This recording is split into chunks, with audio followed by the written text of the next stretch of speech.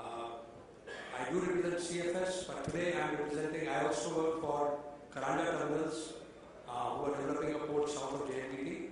And since the chair mentioned that we speak more on the JNPT, which handles about 45% of the cargo, and I think the biggest logistics hub in the country, and will continue to remain.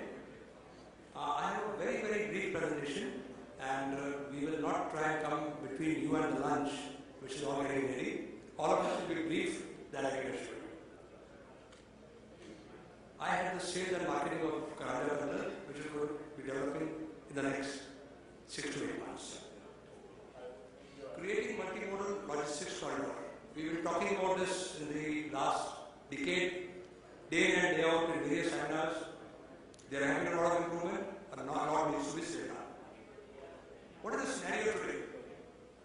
Your Indian trade bill is roughly US $56 billion, and transaction cost is 13% vis-a-vis 9% in the developed countries. So we have a revenue of straightaway saving about 4% of this 56 billion. And secondly, we need to address why our transaction costs are more. What are the shortcomings, what are the hindrances, and how can we get rid of it?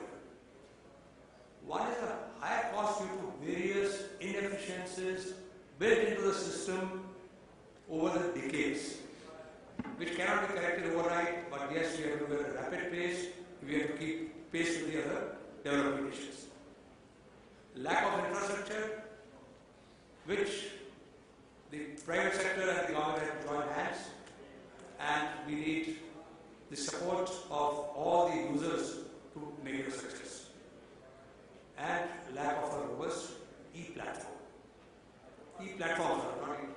The whole world today, they have reduced the transaction time and cost by going paperless. In various forums, very recently we were with the Secretary of Revenue, yes, and Commerce Secretary, last week in JNPT meeting, and we talked about iScape, the port community system, which would make all the users together. Today there's a lot of duplication of data, there's a repetition of data, and there are mistakes, and it's time consuming. So the government said we have our constraints, we have developed port community system, that is iScape, but it's not functional, and it's not functional for the last 3 years.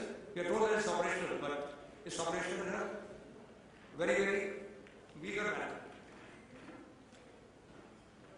Now to offer an alternate solution, the trade has offered that we can get a ready-made system, robust practice in most of the developed countries, and why it cannot be?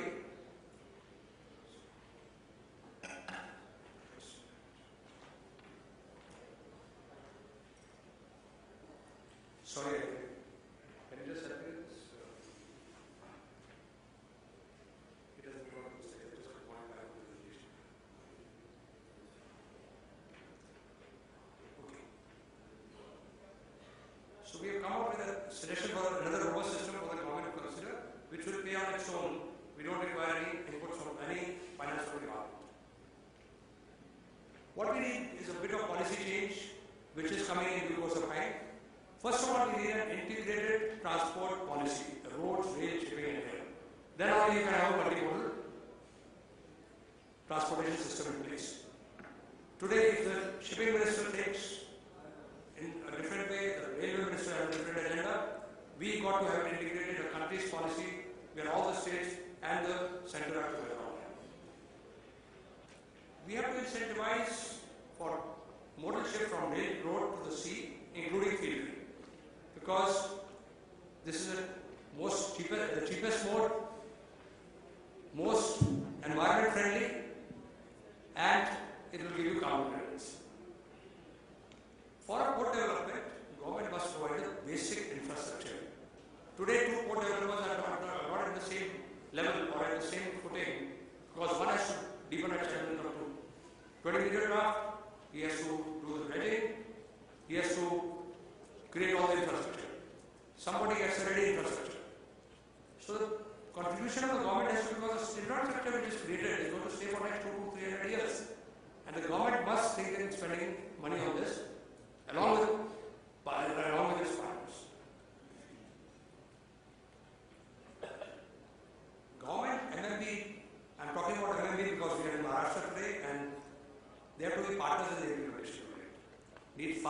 clearances, environmental clearances, pollution control, custom notification. Mind you, each of these clearances can take from 2 to 3 years, and a small thing like custom notification, minimum 4 months. Now, can we afford to have, once an infrastructure is ready, to have wait for 4 months and have a port or a CFS operation? You want to encourage road jetties, because we are talking about multimodal transportation, which is the answer today. We have 0 road jetties today in the country, negligible, barring the car carriers which are being serviced. A 28-tonner truck need not go all the way carrying 28 tons of cargo from Mundra to Tuticorin. I think the safest route is a trailer comes on the road and gets discharged on the other side. You save on the fuel, you also save on the time, and it's the safest mode of transportation. You have lesser road accidents, you have lesser problems. Address congestion and expedite evacuation through rail, road, feeding to nearby shallow water ports. What are the immediate measures? The low-hanging fruits.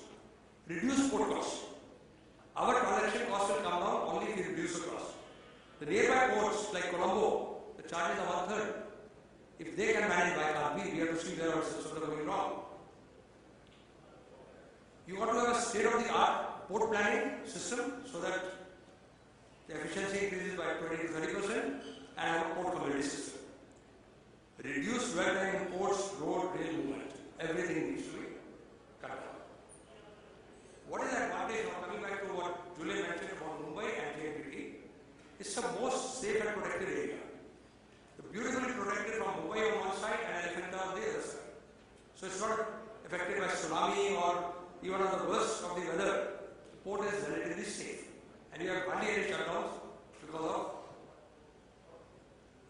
of any weather condition. And that's the reason that 45% of the country's cargo is handled at JNPT. The DFC, the dedicated port corridor, when it comes by 2018, it will be a game changer. Because today the trains run at 30 miles per hour, 30 kilometers per hour, 45, 90 wagons. You're going to have double the number of wagons, double stack, and at the speed of 70 kilometers per hour. So imagine thousands and thousands. Today, the road transport takes most of the burden or most of the business. But with rails coming in, the JNPT scenario will change and the transaction cost will go down. 330 meters berth is ready to be commissioned in 2016. 4 terminal will double the capacity of Mumbai. Existing 4-lane is being converted to 6 to 8 lane, both on SH54 and NH4B. From all the sides being addressed. And the company that represents Karanja terminals, they are also building a small port south of JNPT. So feeder service will also be available.